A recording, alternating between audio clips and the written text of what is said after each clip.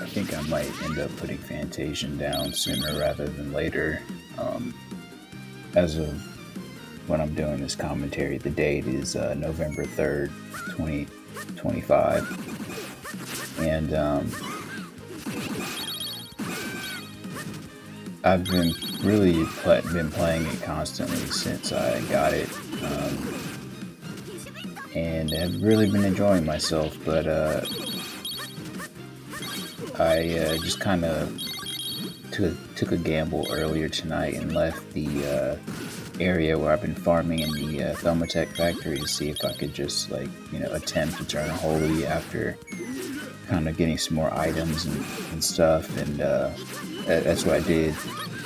And he summoned darkness pretty quick. I mean, for me, at this stage, my characters are at or around level like 55 through 57, and when I was doing it, it went really well earlier tonight, the Eternal Holy part, but then of course he summoned darkness and everything changes.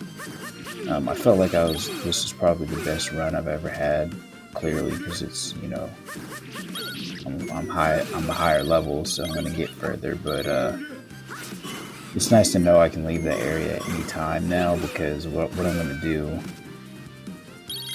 when I pick back up with the game is probably just use Easy and his buffs to just kind of like cheese through as many of the battles as I can as quickly as possible.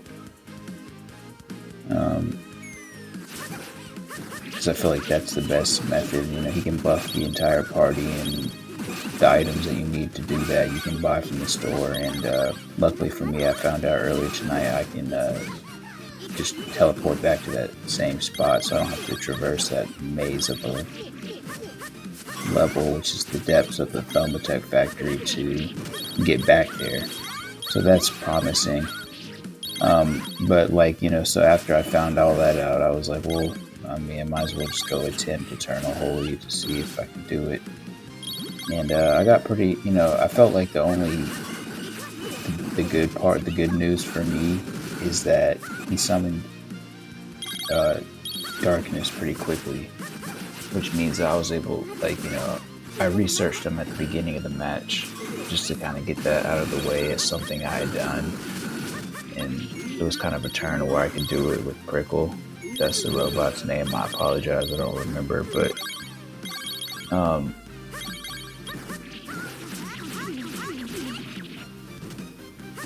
he summoned. That's the when his HP reaches a certain amount, he summons darkness, which is he's Eternal Holy, and then I guess darkness is like Eternal Darkness. I'm not sure if that's his name quite literally, but you get the dynamic of the fight, that mechanic of the fight. So I was doing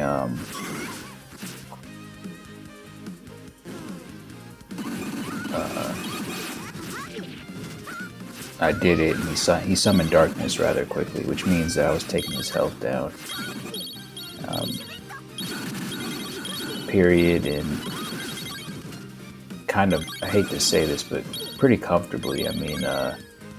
Prickle, when he's got a number of healing spells, which include your standard heal, a mega heal, which I haven't really tried yet, and then a heal all option, which all the options. He might be the most outright best healer that I have. Kina's probably a close second, but I feel like you have to wait until a number of turns pass before she kind of reaches the level of Prickle with just how powerful her healing can be.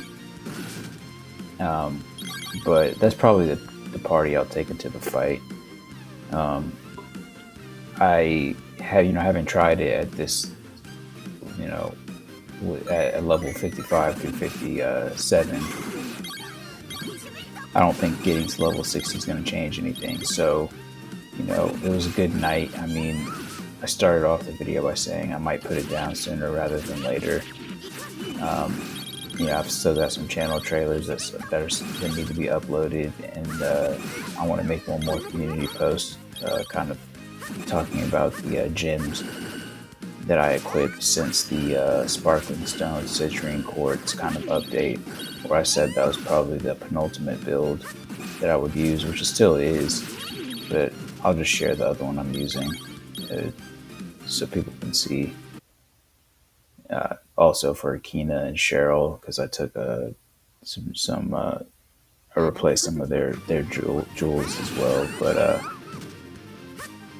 so that's my plan. It's gonna be a while. Like I probably said this. It might be like over a year of kind of doing what I'm doing now, just playing that game like every day and continuing to upload 2 videos a day of that game until I get to like level 80. It's gonna be very very time consuming, but I think it'll pay off. It'll make the rest of the current playthrough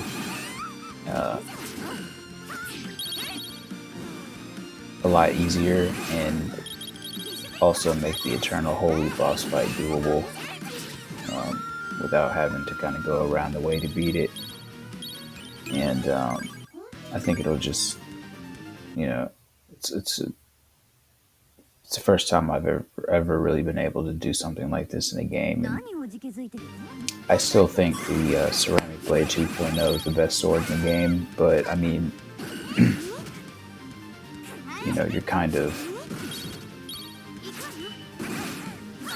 the difference between Tire Thing and the Ceramic Blade 2.0 is kind of difference between the last set of jewels that I'll share in my community post. That's like the best way I can describe it. It's that's the relationship that those two share. Between the swords and the jewels. Like Ceramic Blade 2.0 is kind of like the Citrine Sparkling Stone, Citrine Quartz Sparkling Stone. Like, equipping both of those, that loadout that can be likened to just the Ceramic Blade 2.0 as a weapon. And the entire thing would be kind of what the current jewels that I have now are. It shares a relationship with those two jewels, which is the Opal XL and the Pearl XL. But I'll share that in the community post when I get to it. I have quite a few things to upload before I get there. I'll take a look at the next video. This video is about to end, but I know I spent the entirety of yesterday talking about some things I was going to try to catch up on, and I still haven't gotten around to it yet, but I will like some of those videos that I said I would like soon. I just have to kind of reacclimate it here. But I'll go ahead and end this video.